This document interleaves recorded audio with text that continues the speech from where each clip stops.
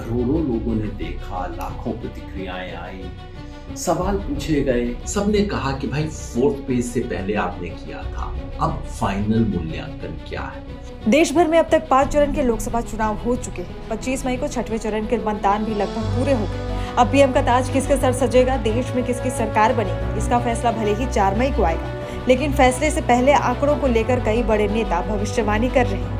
पहले भारतीय राजनीति के चाणक्य कहे जाने वाले प्रशांत किशोर ने चुनावी नतीजों पर अपनी भविष्यवाणी जारी की। एनडीटीवी के editor in chief Sanjay Pugalia से खास बातचीत में प्रशांत किशोर ने भविष्यवाणी करते हुए कहा कि मोदी सरकार सत्ता में वापसी करेगी। अब प्रशांत किशोर की भविष्यवाणी के बाद योगेंद्र यादव ने भी अपना अनुमान लगाया। योगेंद्र यादव ने सोशल मीडिया प्लेटफॉर्म एक्स पर चुनावों से जुड़ा अपना फाइनल आकलन साझा किया। वीडियो में योगेंद्र यादव ने कहा कि केरल से लेकर ओडिशा तक वोट और सीट दोनों में बीजेपी को बढ़त मिलने की भविष्यवाणी है। अब प्रशांत किशोर ने योगेंद्र यादव की इसी वीडियो का एक स्क्रीनशॉट शेयर किया। पोस्ट शेयर करते हुए प्रशांत किशोर ने लिखा कि देश में चुनाव और सामाजिक राजनीतिक विषयों की समझ रखने वालों में एक विश्वसनीय चेहरा योगेंद्र यादव ने 2024 लोकसभा इलेक्शंस का अपना फाइनल आकलन साझा किया है।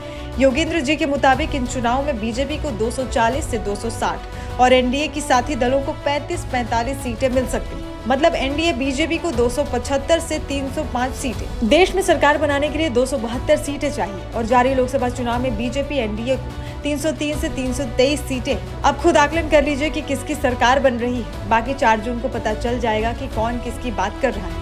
एनडीटीवी को दिए गए इंटरव्यू के दौरान प्रशांत किशोर ने कहा था कि उत्तर और पश्चिम में करीब 325 लोकसभा सीटें हैं। ये क्षेत्र 2014 से बीजेपी का गढ़ रहा है। मौजूदा लोकसभा में भी पश्चिम और उत्तर में बीजेपी का कोई खास नुकसान नहीं होता दिख रहा है। वहीं पूर्व और दक्षिण में जहां करीब 225 सीटें हैं, वर्तमान में बीजेपी के पास इन राज्यों में 50 से कम सीटें हैं। पहले भले ही बीजेपी का प्रदर्शन इन जगहों पर अच्छा नहीं रहा हो, लेकिन इस चुनाव में ओडिशा, तेलंगाना, बिहार, आंध्र प्रदेश, बंगाल, असम, तमिलनाडु, केरल जैसे दक्षिण पूर्वी राज्यों में बीजेपी की सीटें घटने के बजाय बढ़ेंगी। यहाँ पर पार्टी को कुल सीटों में 15-20 सीटों का फायदा होता दिख रहा है।